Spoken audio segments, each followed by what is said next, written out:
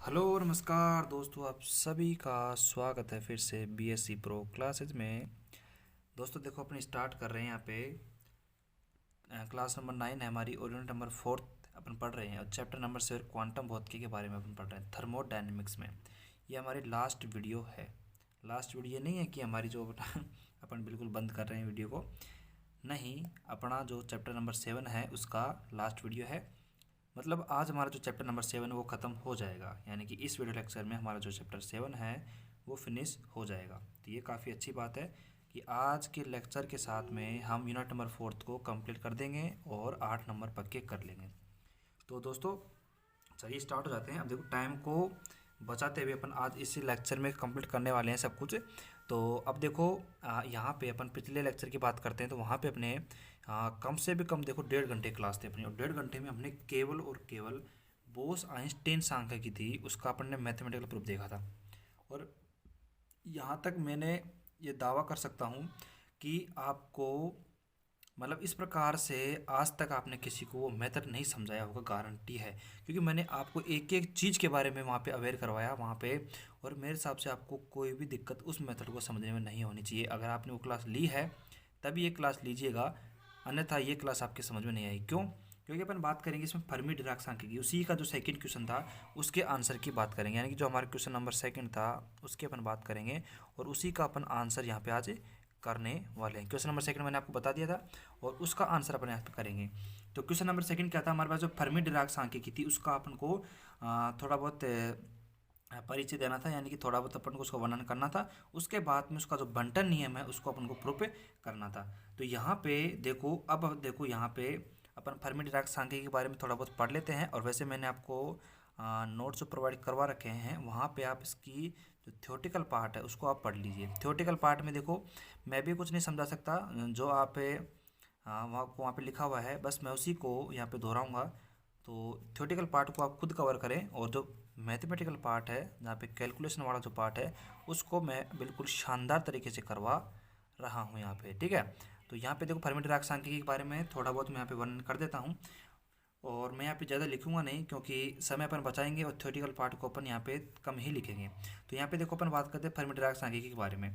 तो देखो, इसी प्रकार अपन सन 1924 की बात करते हैं, जहाँ पे 1926 की बात करते हैं। तो 1926 में फर्मी वैज्ञानिक व डिराक वैज्ञानिक ने एक क्वांटम सांख्यिकी का प्रतिपादन किया, और इस क्वांटम सांख्यिकी में कण की व्याख्या वही तरंग फलन साइन आरटी के द्वारा की जाती है, और ये तरंग फलन कण की अवस्था को प्रदर्शित करता है, इसलिए इसे अवस्था फलन भी कहते हैं। और फर्मी डिराक सांख्यिकी में यह तरंग फलन में प्रतिसम्मित होता है। देखो, इस पॉइंट को मैं लिख देता हूँ क्योंकि यहाँ पे अपन बात करते हैं, मैंने आपको समझाया भी था वहाँ पे बोस आइंस्टाइन में, कि यहाँ पे बोस आइंस्टाइन के अंदर जो पार्टिकल होता है वो सम्मित होता है, लेकिन यहाँ पे जो पार्टिकल होता है हमारे पास प्रतिसम्मित होता है, ठीक है।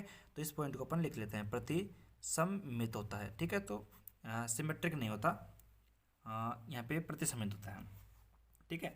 तो यहाँ पे सेकंड पॉइंट अपन बात करते हैं, हमारे पास क्वांटम भौतिकी में यह सांख्यिकी फर्मी कणों के लिए वैध होती है।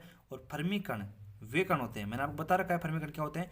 फर्मी कण वे कण होते हैं जिनके लिए चक्रण क्वांटम संख्या एस का जो मान होता है वो विषम अर्ध पूर्णांक होता है, आपने पढ़ा हो तो। यानी कि इस प्रकार एस का जो मान होता है वो 0, मतलब क्या होता है 1/2, 0 नहीं होता है, यहाँ पे 0 नहीं होता भाई, 1/2, 3/2, 5/2, इस प्रकार हमारे पास यहाँ पे विषम अर्ध पूर्णांक के रूप में यहाँ पे चक्रण क्वांटम संख्या इसका मान होता है फर्मी कणों के लिए। उसके बाद में देखो, इसमें अगर उदाहरण की बात करें, इलेक्ट्रॉन प्रोटॉन न्यूट्रॉन मैंने आपको बताया था। उसके बाद में देखो, हमारे पास जो पाउली अपवर्जन नियम है उसका पालन करती है फर्मी डिराक सांख्यिकी।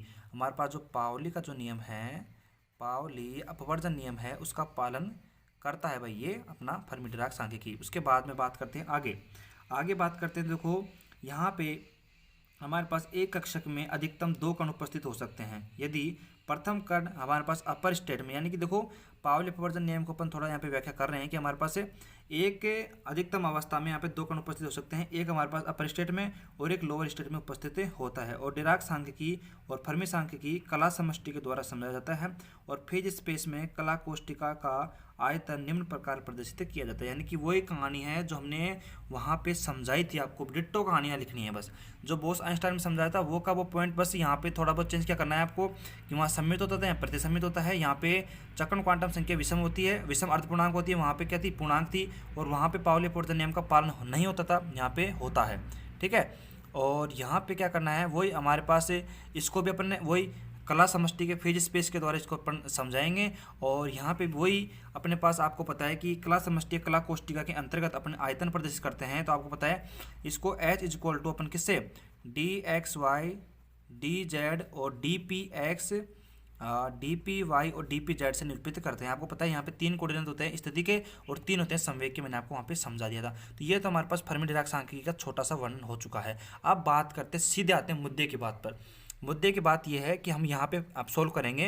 देखो यहाँ पे फिर मैं बता देता हूँ कि 100% ये सवाल आएगा, 100% आएगा। और यहाँ पे चूकना मत इस सवाल को याद करने से, भाई देखो बार बार बोल रहा हूँ मैं। अभी इसमें देखो मेरी जो मेहनत है वो तो मैं पूरी कर रहा हूँ, आपकी जो करते हुए बनता है, आपकी जो मेहनत बनती है वो आपको करनी पड़ेगी। अब बात करते हैं यहाँ पे सीधा इसके मैथमेटिकल प्रूफ पर। और देखो 2 मिनट में दे रहा हूँ आपको। आप क्या करिए कि आपको यदि आपको ईमानदारी से, देखो ईमानदारी से अगर ये क्वेश्चन समझना है ना आपको, तो आप ईमानदारी से जो आपको कैलकुलेशन हमने करवाई थी बोस-आइंस्टीन सांख्यिकी में, अगर वो आपने नहीं पढ़ी है, उसको नहीं करा है, तो आप पहले वो लेक्चर देखिए। और अगर पढ़ लिया है फिर भी आप क्या करो, 2 मिनट लगाओ और उसको एक बार वापस रिवीजन करो। वापस रिवीजन करोगे तो आपको शानदार कैलकुलेशन, मतलब डिट्टो कैलकुलेशन चलेगी, वो की वो कैलकुलेशन जो आपने वहाँ पे करी थी, बिल्कुल डिट्टो चलेगी। बस अपन यहाँ पे वहाँ पे हमने 1.5 घंटा लगाया था, यहाँ पे अपन इसको 10 मिनट में कैलकुलेशन को बिल्कुल बिना कहें, मैं एक भी चीज़ आपको नहीं समझाऊंगा यहाँ पे, अब बिना कहें मैं आप चलता रहूँगा बस, और केवल कैलकुलेशन को अपन सोल्व करेंगे। और आपको पता है कि नहीं है, आपको यहाँ पे क्या करना है, हमको यहाँ पे फर्मी-डिराक सांख्यिकी में हमें यहाँ पे देखो जो फॉर्मूला प्रूफ करना है ना, वो है हमारे पास n i is equal to g i upon में ए एक्सपोनेंशियल, ठीक है, और हमारे पास क्या है ई आई अपॉन में के टी प्लस का वन आएगा। यहाँ पे अपन वहाँ पे माइनस का वन प्रूफ किया था, आपको याद हो तो। किसके अंदर, हमने बोस-आइंस्टीन के अंतर्गत बंटन नियम के अंतर्गत हमने हमारे पास कला बिंदुओं की संख्या n का जो मान है वो हमने यहाँ पे -1 प्रूफ किया था, आपको पता हो तो। और यहाँ पे अपन प्रूफ करेंगे प्लस का 1। आगे बात समझ में, तो यहाँ पे इसी के पीछे कहानी चलेगी। और यहाँ पे देखो अब मैथमेटिकल प्रूफ करते हैं, और जरूर पढ़िए, 2 मिनट पहले रिवीजन करिए, उसके बाद में चलते हैं। ठीक है, तो करो जल्दी से, वीडियो को पॉज कर लो और अब रिवीजन करो, फिर उसके बाद में सीधा मैथमेटिकल प्रूफ पे चलते हैं। तो आइए चलते हैं, अब आइए भाई, अब चलते हैं मैथमेटिकल प्रूफ पे। बिल्कुल बिल्कुल शानदार तरीके से समझ में आएगा अगर मैंने अभी जो आपसे कहा कि आपने बोस-आइंस्टीन की जो सांख्यिकी थी उसका आपने रिवीजन कर लिया है, तो कंडीशन अप्लाई है भाई यहाँ पे। आइए चलते हैं अब। तो गणितीय विश्लेषण करने के लिए बिल्कुल डिट्टो कॉपी करेंगे वहाँ से। हमें यहाँ पे देखो फर्मी-डिराक सांख्यिकी का गणितीय विश्लेषण करने के लिए ऊष्मागतिक प्रायिकता फलन यानी कि अपन को डब्लू की सहायता लेनी पड़ेगी। तो यानी कि डब्लू की सहायता लेंगे, तो डब्लू की सहायता से, ठीक है, मैं यहाँ पे समझाने की कोशिश कर रहा हूँ आपको। वैसे ये आपका एग्जाम इस प्रकार नहीं लिखना है, आपको जो नोट्स में लिखा रखा है उस प्रकार आपको लिखना है। तो डब्लू की सहायता से अपन यहाँ पे देखो बात करेंगे ऊष्मागतिक जो प्रायिकता फलन अपने पास डब्लू है उसकी सहायता लेंगे। और यहाँ पे अपन बात करेंगे किसके लिए, आई वी कोष्ठिका के लिए, बिल्कुल सेम डिट्टो बात करेंगे, आई वी कोष्ठिका के लिए बात करेंगे। यहाँ पे देखो कोष्ठिका के लिए, तो यहाँ पे अपन आई वी कोष्ठिका के लिए बात करेंगे। तो यहाँ पे बात करते हैं, देखो हमारे पास जो फॉर्मूला आएगा W i is equal to factorial g i upon में factorial n i factorial g i minus का एन आई। अब देखो यहाँ पे जो काम है ना, हमने जो काम किया था वो बिल्कुल अपन को डिट्टो करना है, लेकिन यहाँ पे गलती क्या नहीं करनी है आपको कि हमने जो प्रायिकता फलन डब्लू का जो मान माना था किसमें, बोस-आइंस्टीन में, वो आपको यहाँ पे नहीं रखना है। बस यहाँ पे आप गलती नहीं करना, बाकी यहाँ पे चेंज हो जाता है। यहाँ पे वैल्यू डब्लू आई की जो वैल्यू होती है हमारे पास फैक्टोरियल जी आई अपॉन में factorial n i, factorial g i minus का एन आई होता है। अगर आपको पता हो तो वहाँ पे क्या थी वैल्यू, वहाँ पे थोड़ी अलग वैल्यू थी, यानी कि जी आई फैक्टोरियल जी आई प्लस में एन आई माइनस का 1 अपन में फैक्टोरियल जी आई प्लस में एन आई था, वहाँ पे डॉट एन आई था, सॉरी। तो यहाँ पे देखो अपने पास जो वैल्यू है वो चेंज हो गई है। बाकी जो डिट्टो प्रोसेस है वो करनी है अपन को, लेकिन इसके लिए करनी है अपन को। यहाँ पे जो डब्ल्यू आई की जो वैल्यू है हमारे पास फैक्टोरियल जी आई अपन में factorial n i, factorial g i minus का एन आई अपन को करना है। अब देखो वो का वो पैटर्न फॉलो करेंगे, मैं बिल्कुल यहाँ पे समझाऊंगा आपको यहाँ पे। तो बात करते हैं, देखो यहाँ पे संपूर्ण निकाय की बात करते हैं। देखो संपूर्ण निकाय के होल सिस्टम के लिए, तो संपूर्ण निकाय के लिए बात करते हैं यहाँ पे। तो संपूर्ण निकाय के लिए क्या करेंगे अपन, यहाँ पे डब्ल्यू आई, ये तो आई के लिए सेल था, हमें संपूर्ण इक्वल टू डब्ल्यू इक्वल टू अपन बात करेंगे। आपको पता है पाई में बात करते हैं, किसमें, यहाँ पे फेज स्पेस में कला समष्टि के अंतर्गत। तो W इक्वल टू हमारे पास बिल्कुल डिट्टो प्रोसेस है, बिल्कुल यहाँ पे देखो WI की वैल्यू रख दो, फैक्टोरियल हमारे पास देखो हमारे पास GI अपॉन में क्या है, factorial NI factorial GI minus का NI। ठीक है, ये हमारे पास काम हो गया, ये हमारे पास समीकरण नंबर 2 हो चुका है। अब क्या करेंगे, अब यहाँ पे काम ये करना है अपन को कि यहाँ पे देखो, यहाँ पे अपन फिर यहाँ पे दोनों तरफ लोग ले लेते हैं। ठीक है, अब यहाँ पे आपको पता है, क्या पता है कि हमारे पास जो एंट्रोपी होती है वो ऊष्मागतिक प्रायिकता के लघु गुणनफलन के समानुपाती होती है। यानी कि आपको समझ में आ रहा होगा कि हमारे पास जो एंट्रोपी होती है एस होती है, वो समानुपाती किसके होती है, लघु गुणक फलन किसके, W की होती है। तो अपन को क्या करना पड़ेगा, अब यहाँ पे W का अपन को मतलब W नहीं, यहाँ पे दोनों तरफ अपन को log लेना पड़ेगा। तो यहाँ पे अपन क्या करेंगे, दोनों तरफ बोथ साइड log लेने पर तो बोथ साइड log अपन ले लेंगे। तो यहाँ पे क्या करेंगे, अपन बोथ साइड log ले लेंगे। तो यहाँ पे log लेने पर अपन को क्या वैल्यू मिलेगी, आपको पता है कि हमारे पास यहाँ पे देखो log W is equal to, आपको पता है कि यहाँ पर जो पाई होता है वो समीशन में चेंज हो जाता है, क्योंकि अपन कला समष्टि से अपन परिवर्तित हो गए किसमें, एंट्रोपी में, और एंट्रोपी को अपन प्रदर्शित करते हैं समीशन से। ये मैंने आपको खूब चीख कर बताया था किसमें, बोस आइंस्टाइन सांख्यिकी के अंतर्गत। तो यहाँ पे हो जाएगा GI अपॉन में वैल्यू वो की वो रहेगी। ठीक है, और अपॉन में क्या आएगा, GI माइनस का NI, ये वैल्यू हमारे पास रह गई। अब हमारे पास क्या काम करेंगे, तो आगे चलते हैं अपन अब और सीधा चलते हैं। अब देखो यहाँ पे अपन क्या करना है, देखो उसमें क्या करा था, आपको याद हो तो वहाँ पे बोस आइंस्टीन सांख्यिकी में अपन संपूर्ण निकाय के, यानी कि अपन बात करते हैं कि किसकी बात करते हैं अपन, यहाँ पे किसको हटाते हैं, 1 को हटाते हैं, आपको याद हो तो।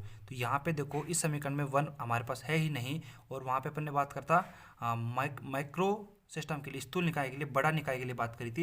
लेकिन यहाँ पे अपन वो स्टेप उसको हटा देंगे, क्यों, क्योंकि यहाँ पे अपने पास जो 1 है वो है ही नहीं यहाँ पे, तो उसको उठाने के लिए अपन को कोई आवश्यकता यहाँ पे नहीं है। तो यहाँ पे आगे क्या प्रोसेस है, आगे जो प्रोसेस था हमारा, आपको पता हो तो अपन फॉर्मूले का उपयोग करते हैं, स्टर्लिंग फॉर्मूले का। तो यहाँ पे देखो स्टर्लिंग जो सूत्र है हमारे पास वो क्या है, आपको याद होना चाहिए बिल्कुल। तो यहाँ पे स्टर्लिंग फॉर्मूला होता है हमारे पास लॉग, अगर लॉग में factorial A is equal to अपन बात करते हैं A log A और माइनस का A, ये फॉर्मूला होता है। अगर फैक्टोरियल हटाना हो तो हम स्टर्लिंग फॉर्मूले का उपयोग करते हैं। तो फैक्टोरियल हटा दिया अपन ने, तो फैक्टोरियल देखो, अब यहाँ पे देखो अपन इसको फैक्टोरियल से हटाने के लिए पहले एक स्टेप और करना पड़ेगा, आपको पता हो तो थोड़ा सा इसको अपन नीचे कर दें, तो उसी स्टेप को अपन नीचे कर देंगे। तो यहाँ पे देखो क्या करना पड़ेगा अपन को, यहाँ पे अपन इसको देखो log A अपॉन B के फॉर्मूले से अपन इसको सिंपल उसमें चेंज कर सकते हैं, आपको पता हो तो। log W इक्वल टू देखो समीशन I, तो हमारे पास याद आएगा, आप अंदर की साइड अपन देख सकते हैं, log हमारे पास ऊपर में आ जाएगा GI, और माइनस का अपने पास आएगा log, क्या आ जाएगा, log NI फैक्टोरियल में NI, और माइनस का हमारे पास आएगा log फैक्टोरियल में GI माइनस का NI। ठीक है, ये वैल्यू हमारी रहेगी। तो यहाँ पे देखो स्टर्लिंग फॉर्मूला मैंने यहाँ पे लिख दिया था ऊपर, आपको याद होगा, तो वहाँ पे दिखाने की आवश्यकता नहीं समझता मैं। अब यहाँ पे इसका उपयोग करेंगे अपन और स्टर्लिंग फॉर्मूला इसमें लगा देंगे। तो यहाँ पे देखो log W इक्वल टू बात करते हैं हमारे पास, तो समीशन I हमारे पास बाहर रह जाएगा, और यहाँ पे इसमें लगाते हैं सबसे पहले। तो क्या करते हैं, देखो हमारे पास जो ये फॉर्मूला लगाएंगे तो A आएगा, यानी कि GI आगे लिख देंगे, तो GI डॉट log, फिर उसके बाद में क्या आएगा, वापस GI फैक्टोरियल हट जाएगा। उसके बाद में हमारे पास माइनस भी करते हैं, और माइनस करेंगे किसको, इस GI को, तो GI को माइनस भी कर दिया। तो इस फर्स्ट का काम हो गया। अब बात करते हैं सेकंड के लिए। तो देखो सेकंड में माइनस पहले से ही है, ठीक है, और NI को आगे लेके आएंगे, तो NI हमारे पास आगे आ जाएगा log, फिर आएगा log NI, ठीक है, और माइनस करेंगे तो फिर माइनस माइनस क्या हो जाएगा, प्लस, और प्लस NI हमारे पास आ जाएगा। उसके बाद करते हैं इसका माइनस का, तो माइनस हमारे पास आगे आ जाएगा, और हमारे पास होगा GI माइनस का, यहाँ पे हो जाएगा NI, और डॉट हमारे पास हो जाएगा log GI माइनस का NI, और फिर हो जाएगा प्लस में, प्लस यहाँ पे माइनस बाहर है ही, तो यहाँ पे प्लस में हो जाएगा हमारे पास, प्लस में क्या हो जाएगा हमारे पास, GI माइनस का NI हो जाएगा। ये हमारे पास वैल्यू आ जाएगी स्टर्लिंग फॉर्मूला लगाने के बाद में। तो यहाँ पे देखो कौन कौन सी वैल्यू हमारे पास कैंसिल हो जाती हैं, तो आप देख सकते हो हमारे पास कौन कौन सी वैल्यू कैंसिल हो जाएंगे, आप देख लो यहाँ पे। अरे यार क्या भाई, मज़ा नहीं आया भाई। देखो यहाँ पे देखो फ्लो में क्या है कि देखो गलती हो जाती है, आपको यहाँ पे दिख नहीं रहा, तो माफ़ी चाहता हूँ मैं इसके लिए, वापस समझाते हैं भाई। देखो कोई बात नहीं, तो log W हमारे पास स्टर्लिंग फॉर्मूला लगाया, कोई बात नहीं। तो स्टर्लिंग फॉर्मूला लगाया हमने यहाँ पे फर्स्ट के लिए, देखो ध्यान से इसमें, तो यहाँ पे स्टर्लिंग फॉर्मूला लगाया, तो देखो A, ठीक है, यानी कि इसको आगे लिया है log, फिर उसके बाद माइनस कर दिया, फर्स्ट हो गया। सेकंड की बात करते हैं, हमारे पास एन आई log एन आई, फिर उसके बाद में देखो ये प्लस कैसे आ गया, क्यों, क्योंकि देखो माइनस पहले से आगे था और यहाँ पे देखो माइनस फॉर्मूले में और है, तो यहाँ पे एन आई आ जाएगा। उसके बाद में इसको थर्ड को सोल्व करते हैं, तो माइनस हमारे पास ऐसे कैसे, ये आगे आ जाएगा जी आई माइनस का एन आई, और log हमारे पास जी आई प्लस का एन आई माइनस का एन आई, अब और यहाँ पे प्लस का जी आई प्लस का एन आई, ये माइनस का एन आई क्यों आ जाएगा, क्योंकि हमारे पास फॉर्मूले में पहले से माइनस है और यहाँ पे नेगेटिव और आगे था। तो आप इसको अगर शांत तरीके से सोल्व करोगे ना तो आपको कोई दिक्कत नहीं होगी। ठीक है, ठीक है, कोई दिक्कत नहीं है। तो यहाँ पे जो हमारे पास वैल्यू कैंसिल होती है उसको आप कर देंगे और आगे अपन बढ़ चलेंगे।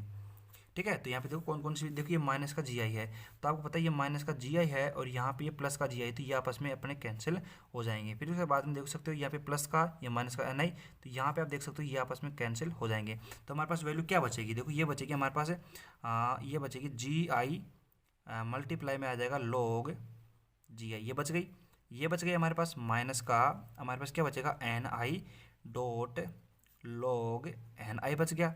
उसके बाद में देखो ये तो कैंसिल हो गया, ये बच गया हमारे पास माइनस का, हमारे पास क्या बचेगा माइनस का जी आई माइनस का एन आई, देखो ये यहाँ पे लिख देते हैं अपन माइनस का जी आई। देखो कैलकुलेशन है बिल्कुल आराम से करनी है, कहीं भी गलती अपन को नहीं करनी है, छोटी सी मिस्टेक नहीं करनी है अपन को, और कैलकुलेशन को आराम से करते जाना है। तो ये हमारे पास वैल्यू आ गई, इसको अपन क्या देते हैं समीकरण नंबर 3 नाम दे देते हैं। समीकरण नंबर 2 हो गया, ये समीकरण नंबर 3 हो गया। अब देखो हमने क्या करा था वहाँ पे सीधा अपन समीकरण नंबर इसका क्या कर देते हैं, इसका अवकलन कर देते हैं।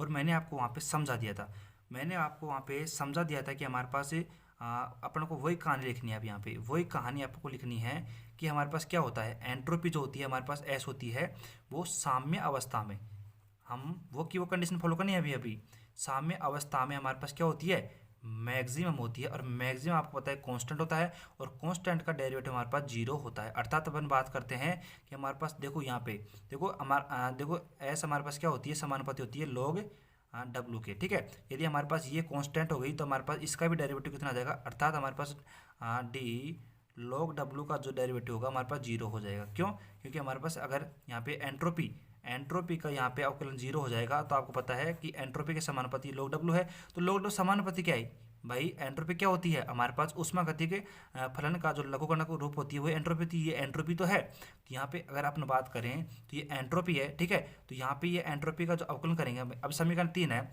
इस समीकरण 3 का यहाँ पे अपन नीचे अवकलन रूप लिखेंगे। क्या लिखेंगे, अवकलन रूप, वो का वो पैटर्न फॉलो कर रहे हैं भाई बिल्कुल शानदार तरीके से। तो अवकलन रूप लिखेंगे यहाँ पे, तो आपको पता है ये वैल्यू जीरो हो जाएगी। क्यों, क्योंकि हमारे पास हमने ये प्रूव कर दिया है कि हमारे पास साम्य अवस्था में, मैंने उनका एग्जाम्पल दिया था आपको वहाँ पे, तो साम्य अवस्था में आपको पता है कि हमारे पास जो यहाँ पे ऊष्मागतिक ये हमारे एंट्रोपी है वो जीरो हो जाएगी। ठीक है, और भी मैंने आपको समझाया था, यहाँ पे जी आई है हमारे पास जो कोष्टिका होती है कांस्टेंट होती है, तो हमारे पास जी आई भी कांस्टेंट होती है, तो इसका भी डेरिवेटिव हमारे पास कितना हो जाएगा, यानी कि डी जी आई हमारे पास कितना हो जाएगा, जीरो हो जाएगा। ठीक है, और एन आई हमारे पास क्या होता है, वेरिएबल होता है, यानी कि बदलता रहता है, तो हमारे पास जो एन आई होगा वो जीरो नहीं होगा। ये मैंने आपको समझा दिया था वहाँ पे बिल्कुल शानदार तरीके से।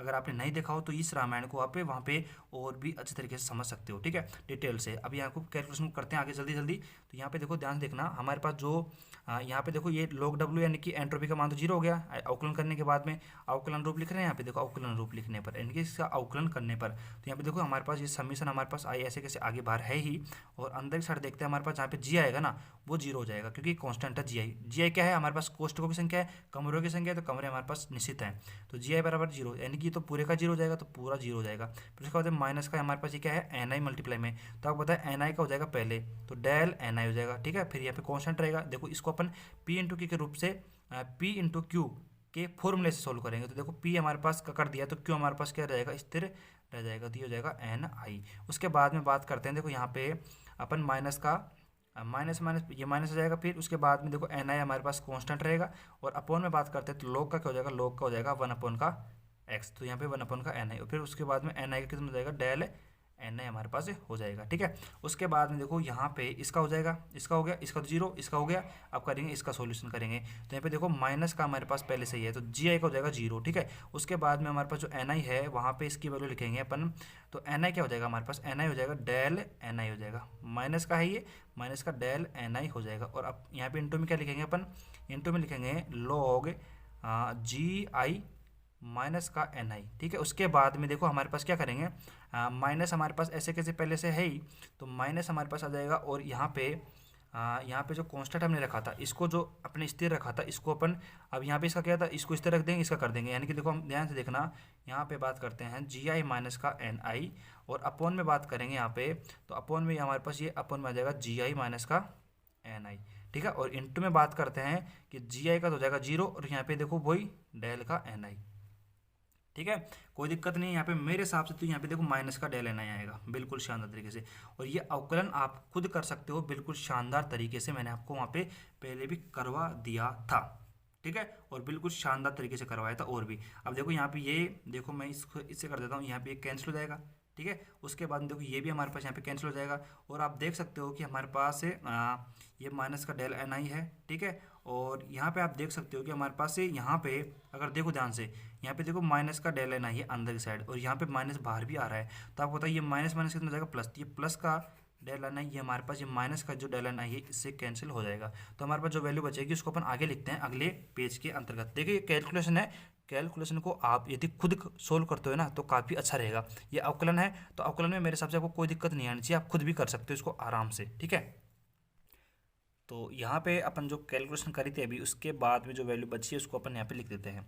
हमारे पास जीरो इधर था ही, और इज इक्वल टू मेरे पास समीशन में आई था। ठीक है, इस कैलकुलेशन को आप खुद सोल्व करोगे ना तो काफ़ी अच्छा रहेगा मेरे हिसाब से। तो ठीक है, तो आप देख लेना, आप उसको कर लेना। तो हमारे पास यहाँ बचेगी ना वैल्यू, उसको मैं लिख देता हूँ यहाँ पे। हमारे पास बचेगा यहाँ पे, क्या बचेगा देखो, माइनस का डेल एन आई, ठीक है, लॉग एन आई, प्लस में हमारे पास बचेगा यहाँ पे देखो डेल एन आई डॉट में लॉग ई, और यहाँ अंदर की साइड हमारे पास क्या है, जी आई माइनस का एन आई है, और बस ये इतना ही है बस हमारे पास। ठीक है, तो यहाँ पे अपन क्या करेंगे, इसके आगे देखो जीरो समीशन में आई। हमारे पास देखो वो कंडीशन वो की वो फॉलो करनी है अपन को, कि हमारे पास जो डेल एन आई यहाँ पे देखो कॉमन आ रहा है, यहाँ पे देखो ये डेल एन आई है, इसको अपन को बाहर निकालना पड़ेगा।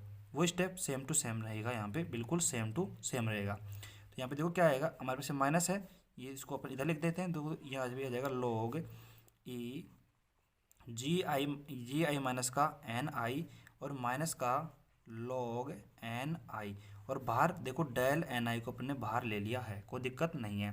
तो यहाँ पे देखो वही बात है, फिर देखो जीरो हमारे पास ये आ जाएगा एप्सिलॉन, और यहाँ पे आई है, और यहाँ पे देखो लॉग ए माइनस बी का फॉर्मूला लग जाएगा, तो लॉग यहाँ पे आ जाएगा जी आई माइनस का एन आई अपॉन में एन आई। ठीक है, और यहाँ पे देखो बाहर देखें अपन, तो बाहर हमने कॉमन ले रखा है डेल एन आई को। ठीक है, ये हमारे पास समीकरण नंबर 4 हो जाएगा। और अपन ने फिर क्या किया था आपको पता हो तो, एन बराबर अपन ने माना था एप्सिलॉन आई एन आई। ठीक है, और इसको हमने कांस्टेंट प्रूफ किया था। तो ये इसको समझने के लिए आपको पिछला वाला लेक्चर देखना पड़ेगा। ये बहुत बड़ी रामायण है, मैंने आपको वहाँ पे डिटेल से समझाई थी। ठीक है, ये वैल्यू होती है, और आपको पता है अगर इसका ये हमारे पास कांस्टेंट है, इसकी वैल्यू हमारे पास जीरो हो जाती है। इसका अवकलन करते हैं तो अपन, तो यहाँ पे इसका अवकलन करते हैं हमारे पास, तो यहाँ पे इसका जीरो हो जाता है। तो यहाँ पे जो वैल्यू मिली थी अपन को, वो मिली थी epsilon del n i is equal to zero मिली थी। तो इसको समीकरण नंबर 5 दिया था। और फिर उसके बाद में अपन यहाँ पे ऊर्जा की बात करते हैं। यदि अपने पास जो निकाय है, हमारे पास जो सिस्टम है, उसकी एनर्जी की बात करें, तो यहाँ पे देखो संपूर्ण निकाय की एनर्जी की बात करें, संपूर्ण निकाय की ऊर्जा, वो का वो स्टेप है भाई, एक भी स्टेप यहाँ पे अलग नहीं है। संपूर्ण निकाय के लिए ऊर्जा, तो संपूर्ण निकाय के लिए ऊर्जा की बात करें, तो यहाँ पे आप थोड़ा सा ध्यान से देखना क्या करते हैं। यहाँ पे संपूर्ण निकाय के लिए ऊर्जा की बात करते हैं यहाँ पे, तो यहाँ पे देखना ध्यान से क्या करते हैं। तो यहाँ पे देखो U इक्वल टू, मैंने आपको बताया था कि हमारे पास समीशन में आई, और जो एन आई है उससे मल्टीप्लाई कर देंगे किसको, ई आई को, और ये भी हमारे पास क्या हो जाएगा, कांस्टेंट हो जाता है। ठीक है, फिर इसका अपन क्या करते हैं, डेरिवेटिव कर देते हैं। अब आपको पता है कांस्टेंट का, इसका अवकलन कर देते हैं, और आपको भी पता है कि हमारे पास अवकलन का जो डेरिवेटिव होता है जीरो होता है, अर्थात हमारे पास इसका डी यू का जो हमारे पास अवकलन होगा वो जीरो होगा। तो क्या फिर वैल्यू क्या मिलेगी हमें, हमें मिल जाएगी, यहाँ पे देखो नीचे कर देते हैं, इसको आपको दिख नहीं रहा, यहाँ पे summation n i dot e i is equal to हमारे पास जीरो वैल्यू मिल जाएगी। इसको समीकरण नंबर 6 नाम दे देते हैं। तो समीकरण नंबर 4, 5, 6 वो की वो प्रोसेस है भाई, वो की वो। तो यहाँ पे देखो समीकरण नंबर 5, 4, 5, 6, तो हमारे पास जो समीकरण नंबर 4, 5, 6 है ना, उसको अपन सोल्व करेंगे किससे, लांगराज विधि से। तो देखो क्योंकि समीकरण नंबर हमारे पास जो 4 है, 4,5,6 है, हमारे पास क्या है, यहाँ पे प्रथम घात की अवकलज समीकरण, प्रथम घात की अवकल समीकरण है। तो अवकल समीकरण को आप पता है कि हमारे पास एक विधि का उपयोग करते हैं जिसका नाम है हमारे पास कौन सी, लाग्रांज विधि। और लाग्रांज विधि को मैंने आपको समझाया था। क्या करते हैं, इक्वेशन 4, हमारे पास इक्वेशन 4 प्लस में हमारे पास जो इक्वेशन 5 है उसको अपन मल्टीप्लाई करते हैं माइनस का अल्फा से, और यहाँ पे प्लस में इक्वेशन नंबर हमारे पास जो 6 है उसको माइनस बीटा से मल्टीप्लाई करके तीनों को जोड़ देते हैं। तो करते हैं भाई, जोड़ो। समीकरण नंबर 4 हमारे पास ये रही। तो समीकरण 4 हमारे पास क्या है, एप्सिलॉन हमारे पास, ठीक है, आई, और अंदर क्या है हमारे पास, अंदर है देखो लोग, लोग हमारे पास क्या है, जी आई माइनस का एन आई अपॉन में हमारे पास क्या है, एन आई, और यहाँ पे अपन ने बाहर कॉमन ले रखा है, क्या ले रखा है, डेल का एन आई, ठीक है। फिर यहाँ पे देखते हैं समीकरण नंबर 5 में, समीकरण नंबर 5 को यहाँ पे देखो प्लस हमारे पास और माइनस का अल्फा से मल्टीप्लाई कर दिया, और यहाँ पे क्या है मल्टीप्लाई में, हमारे पास मल्टीप्लाई में है हमारे पास समीकरण का डेल एन आई, ठीक है। और यहाँ पे समीकरण नंबर 6 ये रही।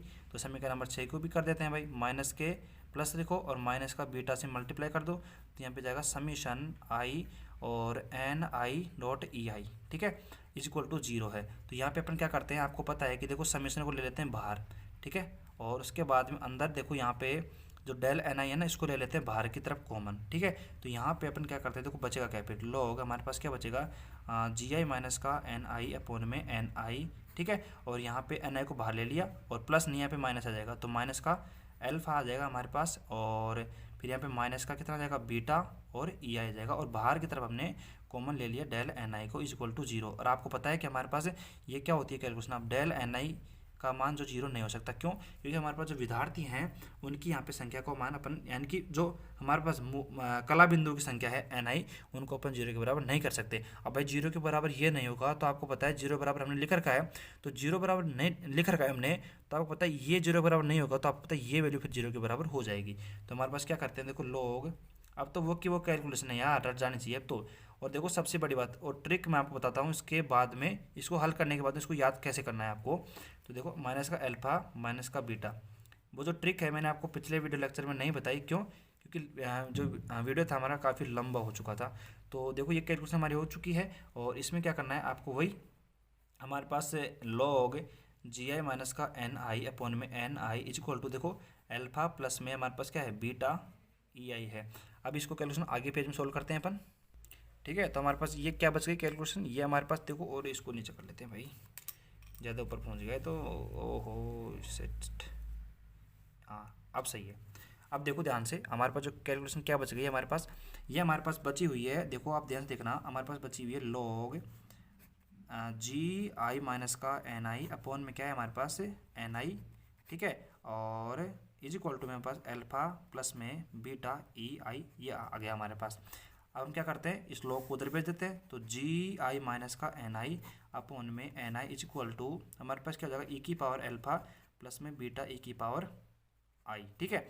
अब क्या करते हैं, इसका प्रश्न डिवाइड करते हैं, तो जी आई अपॉन में क्या जाएगा, एन आई माइनस का 1 इज इक्वल टू ई की पावर अल्फा डॉट ई की पावर बीटा ई की पावर आई। तो यहाँ पे देखो अपन लेट कर लेते हैं, माना हमारे पास जो ई की पावर अल्फा है उसको ए मान लेते हैं अपन, ठीक है। और फिर हम आपको पता ही है हमारे पास जो बीटा की वैल्यू होती है वो 1 अपन में के टी होती है, ठीक है। और फिर अपन देखो क्या करते हैं भाई, हमारे पास जी आई अपन में एन आई है, इसको अपन उधर भेज देता है मन को, तो ई की पावर अल्फा है तो ए मान लिया ए, और ई की पावर बीटा है तो बीटा की वैल्यू कितनी रख दी अपन ने, ई आई अपन में के टी हो जाएगी, ठीक है, और प्लस का 1। हमें वैल्यू चाहिए, हमें वैल्यू चाहिए किसकी, एन आई की, तो एन आई को तो भाई फिर उल्टा करना पड़ेगा, तो n i is equal to देखो क्या जाएगा, जी आई और अपॉन में ए, और यहाँ पे लिख सकते हैं इसको एक्सपोनेंशियल ई आई अपॉन में के टी और प्लस का 1। बस यही करना था, मैं प्रूफ आपको पता हो तो। ये हमारे पास क्या है, फर्मी डिराक सांख्यिकी के लिए बंटन नियम कहलाता है। और देखो यहाँ पे जो कैलकुलेशन है फर्मी डिराक सांख्यिकी में थोड़ी छोटी है, यहाँ पे क्या है, छोटी है, क्यों छोटी है, क्यों लगी छोटी, क्योंकि हमने यहाँ पे बोस आइंस्टीन सांख्यिकी में इसको बिल्कुल प्रॉपर तरीके से समझा था, बिल्कुल एकदम प्रॉपर वे में समझा था, एक एक चीज़ को समझा था, इसलिए यहाँ पे अब यहाँ पे बिल्कुल सॉल्व हो चुकी है शानदार तरीके से। अब देखो ये तो होगी पढ़ाने के बाद, अब देखो इसको याद कैसे करना है। इसको याद करने का एक सिंपल सा तरीका ये है कि आपको क्या करना है कि यहाँ पे उठाओ भाई, 4 नंबर का सवाल है तो आपको ये करना पड़ेगा। आप यहाँ पे क्या करो, यहाँ पे करो आप कि इसको एक बार आप पढ़ लो, ठीक है, इस डेरिवेशन को पढ़ो, पहले बोस आइंस्टीन को पढ़ लो, ठीक है, यानी कि दोनों में से एक पढ़ लो। पहले आपको दोनों में से क्या है, एक मत पढ़ो, आप बोस आइंस्टाइन को ही पढ़ो, वो इससे बड़ा है और उसमें ज़्यादा कॉन्सेप्ट यूज हो रहे हैं। तो आप क्या करना है, उसको पढ़ना है अपन को, यहाँ पे उसको उठाओ और वहाँ से आपको क्या करना है, उसको पढ़ो एक बार। पढ़ने के बाद में आप उसको देख देख के एक बार नोटबुक में लिख लो, यानी कि रफ कॉपी में लिख लो। उसके बाद में क्या करना है आपको, रफ कॉपी में लिखने के बाद में आपको बिना देखे, फिर बिना देखे वापस एक बार रफ कॉपी में ट्राई करना है कि आप वहाँ पे गलती करते हो या बिल्कुल सही लिख देते हो, ठीक है। उसके बाद में कम से भी कम आपको 3 बार इस डेरिवेशन को लिखना है कि जो आप अपने पास बोस आइंस्टाइन जो डेरिवेशन है उसको 3 बार कम से कम प्रैक्टिस करनी है, 3 बार रफ कॉपी में लिख के।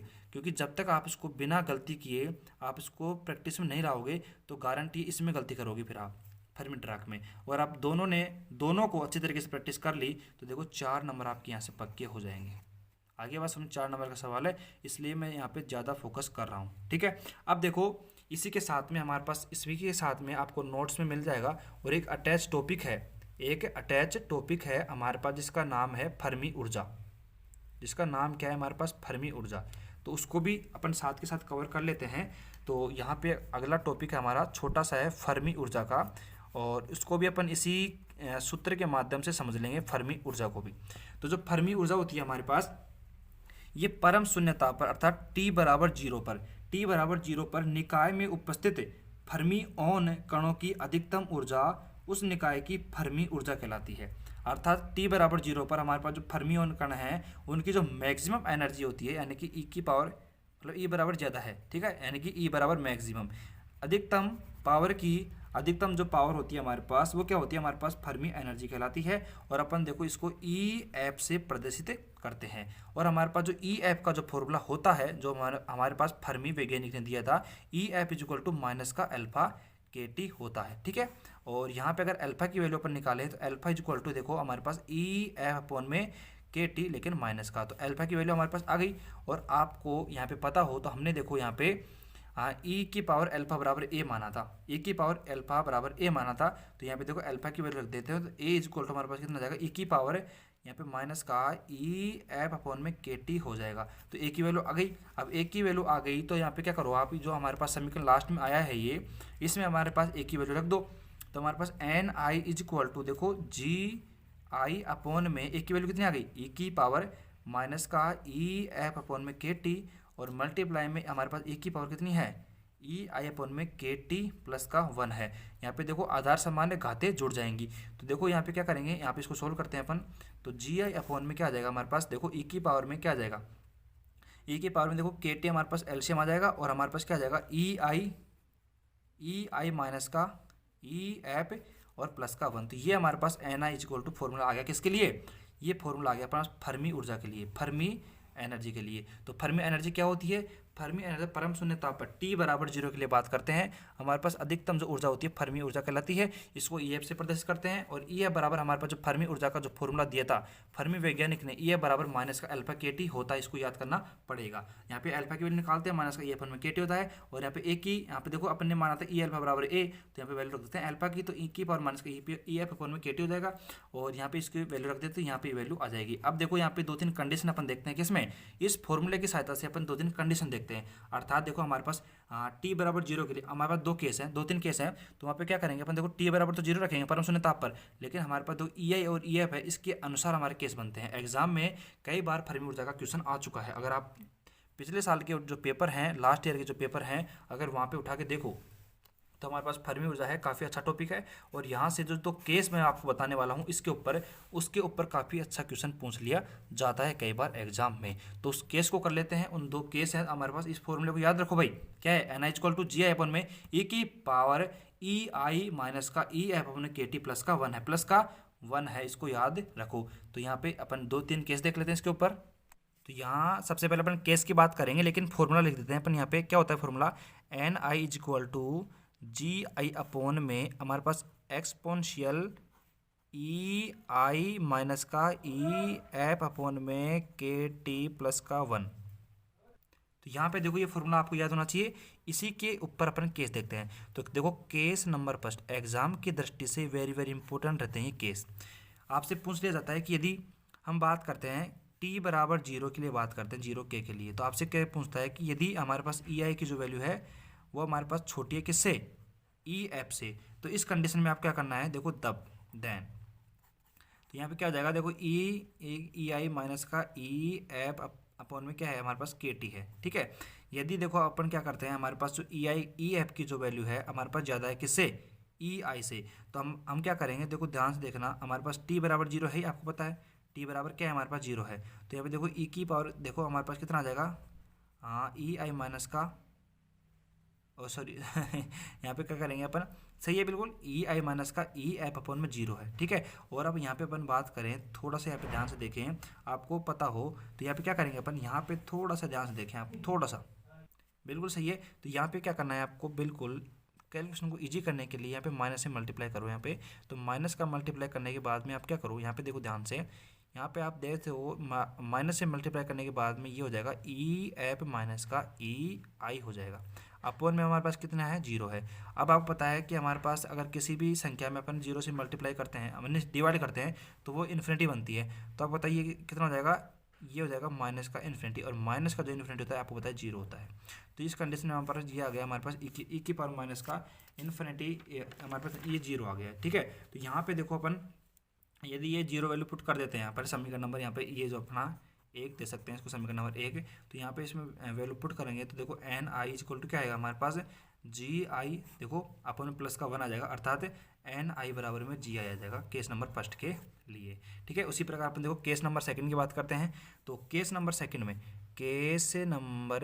में, तो केस नंबर सेकंड में क्या करेंगे, यदि हमारे पास टी बराबर जीरो है, टी बराबर जीरो के यानी कि परम शून्य ताप पर हमारे पास जो ई आई की जो वैल्यू है वो ज़्यादा है किससे, ई एफ से। तो ई आई की वैल्यू हमारे पास ज़्यादा है ई एफ से, तो क्या करेंगे, देखो सिंपल अपन देखो ई की पावर हमारे पास ई आई माइनस का ई एफ होता है। ठीक है, अपन में क्या है हमारे पास जीरो कर देंगे। ठीक है, उसके बाद में हमारे पास क्या हो जाएगा, देखो ये हमारे पास है, कोई दिक्कत नहीं है। उसके बाद में देखो ई की पावर कितनी हो जाएगी, हाँ यहाँ पे देखो ये इन्फिनिटी हो जाएगी। तो ई की पावर इन्फिनिटी आपको पता है ई की पावर इन्फिनिटी होती है, ई की पावर माइनस इन्फिनिटी होती है जीरो, लेकिन ई की पावर इन्फिनिटी होती है हमारे पास इन्फिनिटी ही होती है। तो हमारे पास जो वैल्यू रखेंगे देखो ई एन आई बराबर क्या रखेंगे यहाँ पे, देखो यहाँ पे वैल्यू रखेंगे तो जी आई अपॉन में ये हो जाएगा इन्फिनिटी प्लस में इन्फिनिटी, और इन्फिनिटी प्लस में इन्फिनिटी आपको पता है क्या होती है, हमारे पास जी आई अपॉन में वही इन्फिनिटी हो जाएगा, और आपको पता है n i is equal to g i upon में इन्फिनिटी। ठीक है, तो हमारे पास ये क्या हो जाएगा, हमारे पास जो वैल्यू आएगी आपको पता है ये तो इन्फिनिटी आएगा, और आपको पता है अगर इसको अपन थोड़ा सा चेंज कर दें, इसमें थोड़ा सा अगर यहाँ पे चेंज अपन कर दें थोड़ा सा, देखो ध्यान से एक बार, तो यहाँ पे क्या करेंगे, देखो ध्यान से, सिंपल सी बात है यार, देखो यहाँ पे एन आई अपॉन में अगर अपन जी आई देखें इक्वल टू क्या होगा, वन अपॉन में इन्फिनिटी, और आपको होता है वन अपॉन इन्फिनिटी कितना होता है, वन अपॉन में इन्फिनिटी जीरो होता है। ठीक है, तो ये हमारे पास हो जाएगा जीरो। ठीक है, उसके बाद में अपन बात करते हैं यहाँ पे केस नंबर थर्ड की। तो केस नंबर थर्ड में अपन क्या करेंगे, केस नंबर थर्ड में टी बराबर तो जीरो रहेगा, लेकिन अपन बात करते हैं ई आई बराबर में ई एफ की बात करते हैं। तो आपको पता है ए की पावर हमारे पास क्या होता है, ई आई माइनस का ई एफ, दोनों अगर बराबर हो गए तो आपको पता है ए की पावर कितनी बन जाएगी, ए की पावर जीरो बन जाएगी, और ए की पावर जीरो आपको पता है एक बन जाएगा हमारे पास। ठीक है, तो हमारे पास अगर केस नंबर थर्ड की बात करते हैं यहाँ पे, तो कितना आ जाएगा हमारे पास, देखो यहाँ पे n i is equal to बात करते हैं हमारे पास जी आई अपॉन में वन प्लस वन, हमारे पास कितना हो जाएगा n i is equal to upon में जी आई अपॉन में कितना हो जाएगा टू हो जाएगा। तो ये हमारे पास वैल्यू बन जाएगी हमारे पास। ठीक है, यानी कि हमारे पास क्या हो जाएगा, n i equal to g i upon में टू हो जाएगा। तो ठीक है, ये हमारे पास हो जाएगा, कोई दिक्कत नहीं। तो केस नंबर हमारे तीन हो गए, यानी केस नंबर फर्स्ट हमारे पास ये हो गया, केस नंबर सेकंड ये हो गया, केस नंबर थर्ड हो गया। तो इस प्रकार आप इसको नोट्स में भी देख सकते हो, नोट्स में अगर आप देखोगे ना तो कोई दिक्कत नहीं आएगी आपको, बिल्कुल समझ में 1% भी दिक्कत नहीं आएगी। यहाँ पे तो मैं रफली आपको समझा रहा हूँ, वैसे आप नोट्स में समझोगे तो आपको कोई भी दिक्कत वहाँ पे नहीं आने वाली है। अब देखो लास्ट एंड फाइनल टॉपिक, देखो एक टॉपिक मैंने वहाँ पे छुड़वा दिया था आपको, वहाँ पे देखो तीन हमारे पास वैज्ञानिक थे, मैक्सवेल और फर्मी और आइंस्टाइन अपने पास, ये अपना फर्मी वैज्ञानिक और बोस आइंस्टाइन में, तो इन तीनों में अंतर आता है 2 नंबर में। तो आप क्या करना कि नोट्स से आप उसको स्वयं पढ़ लेना, उसमें समझाने का 1% भी कुछ भी नहीं है, कुछ भी नहीं है, अपन को केवल याद करना है, और वो याद ही करना पड़ेगा आपको। वहाँ पे एक भी चीज़ ऐसी नहीं है जो समझानी पड़ेगी, यानी कि समझाने के लायक कोई चीज़ है भी नहीं वहाँ पे। तो यहाँ पे देखो लास्ट एंड फाइनल टॉपिक अपना नाभिकीय चक्रण सांख्यिकी के बारे में भी 2 से 3 नंबर में क्वेश्चन आ सकता है कि शॉर्ट टिप्पणी बनाइए किस पे, नाभिकीय चक्रण सांख्यिकी। हमारे पास जो न्यूक्लियर हमारे पास स्पिनर स्टैटिक्स बोल सकते हैं अपन इसको। तो इस पे अपन क्या करना है कि अपन को शॉर्ट नोट्स बनाना है, या फिर 2 से 3 नंबर में हमारे पास ये क्वेश्चन आ सकता है। तो इसको समझ लेते हैं, और हमारे पास इसी के अंतर्गत अपन देखो आर्थो एंड पैरा, आपने वहाँ पे क्वेश्चन देखा होगा आर्थो एंड पैरा के बारे में थोड़ा बहुत बताइए, तो पैरा हाइड्रोजन के बारे में, तो उसके बारे में अपन समझेंगे इसी सांख्यिकी के अंतर्गत, ठीक है। तो यहाँ पे देखो मैं अपने नोट्स के जो माध्यम मैंने नोट्स बना रखे हैं, तो उस नोट्स के माध्यम से मैं आपको नाभिकीय चक्रण सांख्यिकी के बारे में बता देता हूँ, क्योंकि वहाँ पे लिखना इतना अच्छा नहीं रहेगा, वैसे समझाना काफ़ी अच्छा रहेगा क्योंकि थ्योरेटिकल पार्ट है ये। तो देखो भौतिकी विज्ञान में परिभाषित वह सांख्यिकी जो नाभिक की चक्रण को परिभाषित करे नाभिकीय चक्रण सांख्यिकी कहलाती है। हम जानते हैं कि इलेक्ट्रॉन कक्षीय गति के साथ साथ चक्रण गति भी करता है, जिसके कारण चक्रण कोणीय संवेग परिभाषित होता है। इस प्रकार इलेक्ट्रॉन की भांति न्यूक्लियन कण का चक्रण कोणीय संवेग परिभाषित होता है। चक्रण क्वांटम संख्या को आई या जैसे परिभाषित करते हैं। इसका जो मान है, इसकी जो वैल्यू है अंडर में आई प्लस वन अपन का एच इसकी वैल्यू होती है। और इसके लिए डी जनरेशन की वैल्यू अर्थात अपभ्रष्टता की जो वैल्यू होती है हमारे पास वो 2i प्लस में 1 होती है, ठीक है। और फिर अपन नीचे बात करते हैं, देखो नाभिकीय चक्रण सांख्यिकी के द्वारा हाइड्रोजन की आर्थो व पैरा अवस्था को परिभाषित किया जाता है। तो देखो यहाँ तक मेरे हिसाब से आपको समझने में कोई दिक्कत नहीं है। और इसमें क्या समझाया है, केवल और केवल ये बताया गया है कि हमारे पास जो इलेक्ट्रॉन होता है वो चक्रण गति करता है और शासक कक्षीय गति भी करता है, ठीक है। तो इसलिए कोणीय संवेग परिभाषित होता है। उसके बाद न्यूक्लियन कण भी होता है। फिर उसके बाद में अपन चक्रण क्वांटम संख्या को आई या फिर जैसे आपको बताया परिचित करते हैं, ठीक है। तो इस प्रकार आप इसको बता सकते हो, कोई दिक्कत नहीं है। फिर इसके बाद में इस कॉन्सेप्ट के साथ में देखो ये कॉन्सेप्ट क्यों बताया जा रहा है, इस कॉन्सेप्ट की सहायता से आपको ऑर्थो एंड पैरा स्थिति को समझाया जाएगा, इसलिए आपको ये कॉन्सेप्ट यहाँ पे बताया जा रहा है, ठीक है। तो यहाँ पे देखो बात करते हैं सबसे पहले अपन ऑर्थो स्थिति की। तो हाइड्रोजन परमाणु की वे गुणन अवस्था जिनके लिए क्वांटम संख्या का जो मान है विषम परिभाषित हो। हमारे पास जे का जो मान है या आई का जो मान है हमारे पास 1, 3, 5, 7 हो, तो हाइड्रोजन परमाणु की आर्थो अवस्था कहलाती है। आर्थो अवस्था के लिए गुणन तरंग फलन प्रतिसम्मित होता है, अर्थात सिमेट्रिक नहीं होता है, इससे इनसिमेट्रिक होता है, ठीक है, प्रतिसम्मित होता है। तथा इस अवस्था के लिए प्रायिकता का जो मान है साम्य अवस्था में अधिक होता है। आर्थो हाइड्रोजन के चक्रण अवस्था सम्मित होते हैं, ये आर्थो हाइड्रोजन के अभिलाक्षण गुणधर्म है। यानी कि जो कहने की जो बात है ये क्या है, यदि हमारे पास गुणन अवस्था के लिए अगर अपन क्वांटम संख्या की बात करें तो जे का जो मान है हमारे पास 1, 3, 5 अगर तो विषम संख्या है हमारे पास, तो वो आर्थो स्थिति कहलाती है। और आर्थो स्थिति में क्या है, आर्थो स्थिति में जो कंडीशन है हमारे पास जो प्रतिसम्मित प्राप्त होती है, ठीक है, इनसिमेट्रिक प्राप्त होती है। और इसमें हमारे पास जो प्रायिकता का जो मान है वो साम्य अवस्था में, साम्य अवस्था का मतलब समझाया था अव्यवस्थित कण के रूप में समझाया था मैंने आपको। तो साम्य अवस्था में इसकी जो प्रायिकता का मान है किसका, आर्थो स्थिति का ज़्यादा रहता है। साम्य अवस्था में इसका जो मान है वो ज़्यादा रहता है आर्थो स्थिति में, ठीक है। तो यहाँ पे मैंने आपको साम्य अवस्था को बिल्कुल एक एग्जाम्पल के माध्यम से समझाया भी था, ठीक है। किसी भी निकाय में अव्यवस्था अधिक होती है साम्य अवस्था के अंतर्गत, ठीक है। तो ये अभिलाषण को आर्थो स्थिति के कहलाते हैं, ठीक है। ये तो आपके थ्योरेटिकल पार्ट है, इसलिए मैंने आपको नोट्स के माध्यम से समझाना चाहा और काफ़ी अच्छे तरीके से आपको समझ में आ जाएगा, कोई दिक्कत नहीं है मेरे हिसाब से, तो ठीक है। और ये नोट्स मैंने आपको टेलीग्राम पे डाल रखे हैं, तो आप वहाँ से देख लेना, कोई दिक्कत नहीं है। और देखो अब बात करते हैं इसी के साथ पैरास्टेट की, तो यहाँ पे पैरास्टेट भी देख लेते हैं। तो यहाँ पे बात करते हैं देखो पैरास्टेट की। तो पैरास्टेट में क्या होगा, हाइड्रोजन परमाणु की वे गुणन अवस्था जिनके लिए चक्रण क्वांटम संख्या का जो मान है वो सम संख्या परिभाषित हो, अर्थात 2, 4, 6 हाइड्रोजन की पैरा अवस्था कहलाती है। और हाइड्रोजन की, क्योंकि देखो मैं ये बता क्यों रहा हूँ, आर्थो पैरा 2 नंबर का सवाल यहाँ से आ जाता है और ये कहता है कि चक्रण क्वांटम जो हमारे पास चक्रण सिद्धांत है हमारा, जो क्वांटम भौतिकी में जो चक्रण सिद्धांत है हमारा नाभिक का, उसकी सहायता से आर्थो एंड पैरा को समझाइए। तो 2 नंबर का यहाँ से सवाल आ जाता है, ठीक है। इसलिए मैं आपको यहाँ पे इस टॉपिक को करवा रहा हूँ। आप देख भी सकते हो पिछले साल के पेपरों में उठा के ये टॉपिक अपना आया हुआ है। तो यहाँ पे देखो हाइड्रोजन में क्या होता है कि सम संख्या परिभाषित होती है, जे का मान 2, 4, 6, तो हाइड्रोजन की पैरा अवस्था कहलाती है। हाइड्रोजन की पैरा अवस्था के लिए गुणन तरंग फलन सम्मित होता है, अर्थात सिमेट्रिक होता है। वहाँ पे क्या था हमारे पास प्रतिसम्मित था। और हाइड्रोजन की इस अवस्था के लिए प्रायिकता का जो मान है साम्य अवस्था में कम होता है। साम्य अवस्था होती है ना हमारे पास इक्विलिब्रियम स्टेट, अर्थात अपन बात करते हैं इसमें अव्यवस्था यानी कि एंट्रोपी का जो मान है वो ज़्यादा रहता है। उस कंडीशन में हमारे पास इस पैरा हाइड्रोजन की जो वैल्यू होती है हमारे पास कम होती है। और पैरा हाइड्रोजन की चक्रण अवस्था प्रतिसम्मित होती है ठीक है, सामान्य ताप पर। ठीक है, ठीक है, ये तो अपन ने पढ़ लिया, कोई दिक्कत नहीं है। तो अब बात करते हैं, देखो दोनों का कंक्लूजन निकालते हैं अपन, दोनों का जो रिजल्ट है वो निकालते हैं। और क्या कहते हैं दोनों का रिजल्ट, सामान्य ताप पर अपन बात करें यहाँ पे नॉर्मल टेम्परेचर की बात करते हैं, तो हमारे साधारण हाइड्रोजन में 75% भाग आर्थिक का होता है, जो ऊपर था हमारे पास, और हमारे पास 25% भाग पैरा अवस्था का विद्यमान होता है। और ऑर्थो हाइड्रोजन और पैरा हाइड्रोजन के रासायनिक गुणधर्म लगभग समान होते हैं, जबकि भौतिक गुणधर्म अलग होते हैं। रासायनिक गुणधर्म अलग होते हैं, आपको पता है रासायनिक और भौतिक गुणधर्म अंतर आपको पता होना चाहिए। रासायनिक गुणधर्म क्या होते हैं, उसके अंदर के गुणधर्म रासायनिक गुणधर्म, भौतिक गुणधर्म बाहर की स्ट्रक्चर के आधार पर गुणधर्म। ठीक है, आगे पढ़ते इसको आगे बढ़ाते हैं अपन।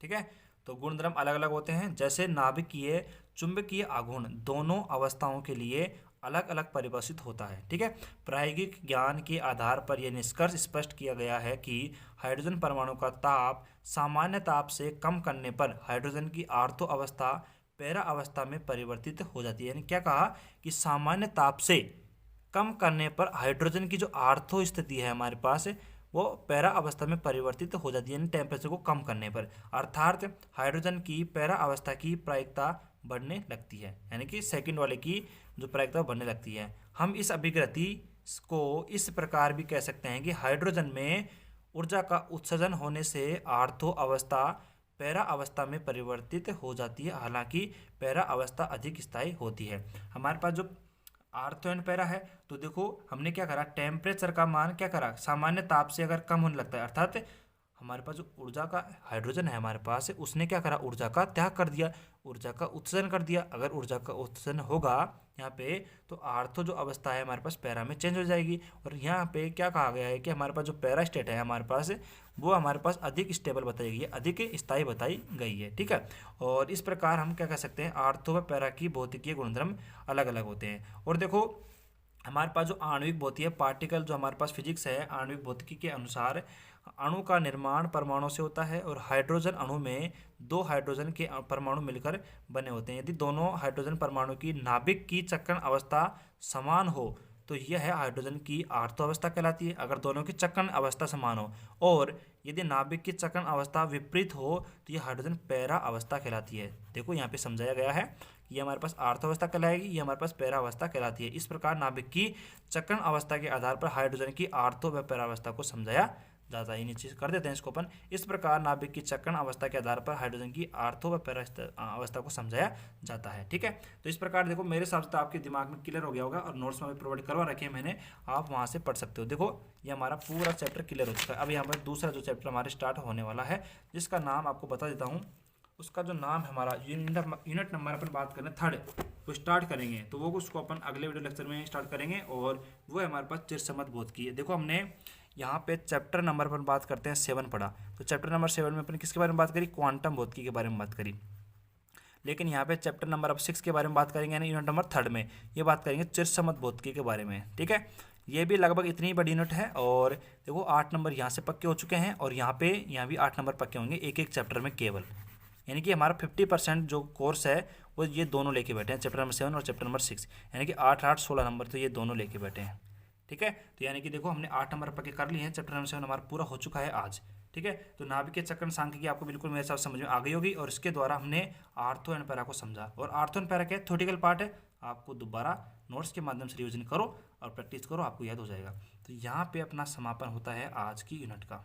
ठीक है, तो अब मैं देखो हमने कितने 9 लेक्चर के अंतर्गत इसको अपन ने कंप्लीट कर लिया है। ठीक है, और मैं आपसे दोबारा कहता हूँ कि हमारे पास जो चैप्टर में वहाँ पे देखो मैक्सवेल और बोस आइंस्टाइन और फर्मी में जो अंतर है वो मैंने आपको नहीं करवाया यहाँ पे, तो आप कर लेना उसको, बिल्कुल थ्योरेटिकल पार्ट है, बिल्कुल कहीं भी आपको दिक्कत नहीं आएगी। जबसे इंपॉर्टेंट पार्ट था ना, वो था हमारे पास बोस आइंस्टाइन और फर्मी डिराक की जो बंटन नियम था उसको प्रूफ करना था, जो मैंने आपको करवा दिया है। और 100%, फिर बोल रहा हूँ 100% आएगा एग्जाम में, ये देख लो आप, 4 नंबर का तो आएगा ही आएगा। ठीक है, अब देखो इस चैप्टर को मैं आपको बोल रहा था ट्रिक याद करने की, इस ट्रिक को याद करने की क्या तरीका है, यहाँ पे देखो याद करने का सबसे बढ़िया तरीका है कि इसमें सारे जो वैल्यू हैं आपको टर्म्स याद करने की हैं। और मैंने आपको दिखाया था मैंने एक शॉर्ट नोट्स बनवा रखा था, उस शॉर्ट नोट्स अगर आप बना लेते हो उस प्रकार, तो आप क्या है कि इस चैप्टर को क्विक रिविजन कर सकते हो, साथ के साथ रिविजन इसका कर सकते हो। और इसमें क्या है कि देखो सबसे बड़ी बात यह है, इसमें रिविजन की आवश्यकता होती है। यहाँ पे क्या है, डेरिवेशन है, तो इन डेरिवेशन को आप लगभग 10 दिन में ठीक है, मतलब 10 दिन तो नहीं, कम से कम हर हफ्ते में, जैसे अपने पास सोमवार से लेकर शनिवार तक होते हैं, तो हमारे पास संडे को क्या करो, आप रिवीजन कर लिया करो इनका। तो रिवीजन होने से क्या है कि आपकी ये जो हमारे पास जो डेरिवेशन है ये ताज़ा बने रहेंगे और आपको याद एग्जाम तक रह जाएंगे। तो ये हमारे पास एक अच्छी ट्रिक है इसको थोड़ा सा पढ़ने के लिए, ठीक है। और अपन बात करते थे, देखो यहाँ पे नंबर्स की बात कर रहे थे अपन, 4 नंबर का सवाल तो गारंटेड 100% आएगा ही आएगा इसमें। किसमें से, इसमें से क्वांटम भौतिकी के चैप्टर में से, उनमें से कौन सा, हमारे पास बोस आइंस्टीन और फर्मी में से 4 नंबर का पक्का है। अब बात करते हैं 4 नंबर कहाँ कहाँ से आ सकते हैं। देखो 4 नंबर के जो हकदार टॉपिक हैं मैं आपको बताता हूँ। एक तो फर्मी कण और हमारे पास बोसोन कण में अंतर, 2 नंबर का सवाल यहाँ से आ सकता है। फिर उसके बाद में 2 नंबर की बात करते हैं। देखो हमारे पास अभी बताया मैंने नाभिकीय चक्रण सांख्यिकी के बारे में, मैंने आपको बताया 2 नंबर के बारे में। और उसके बाद में हमारे पास देखो एक टॉपिक और बनता है हमारे पास, कौन सा, एक टॉपिक बनता है हमारे पास, देखो आगे से हमारे पास जो क्वांटम भौतिकी के जो गुणधर्म हैं उनमें से बनता है कि हमारे पास प्रत्यास्थ मान, प्रसामान्यकृत वैल्यू, हाइगेन मान, हाइगेन फलन और हर्मिशन संकारक है, और हमारे पास जो भी संकारक है, संलग्न संकारक हो गया और हैमिल्टोनियन संकारक हो गया, ठीक है। तो ये हमारे पास सारे संकारक हैं, ये आपको याद करने पड़ेंगे, वहाँ से 2 नंबर का सवाल बनता है। तो 2 नंबर के सवाल ये बन जाएंगे। अब बात करते हैं 4 नंबर का सवाल। देखो हमारे पास सीधा आ सकता है कहाँ से, प्लांक के, वीन से, रेले जीन्स से। तो आपको देखो 4 नंबर के लिए तो मेहनत करने की आवश्यकता नहीं है, क्योंकि 4 नंबर तो फिक्स है। उसके अलावा जो 4 नंबर है ना, उनके लिए आपको मेहनत करनी पड़ेगी इस चैप्टर के अंदर, यानी कि जो टॉपिक है आपको याद करने पड़ेंगे। तो देखो अब मिलते हैं अगले वीडियो लेक्चर में। अगर आपको ये अच्छा लगा, और देखो सबसे बड़ी बात क्या है कि अगर आपको ये सीरीज़ अच्छी लग रही है, आपको यहाँ पे क्वेश्चंस हैं, डेरिवेशन अगर आपको समझ में आ रहे हैं, तो देखो पहले तो वीडियो को लाइक करो, ठीक है।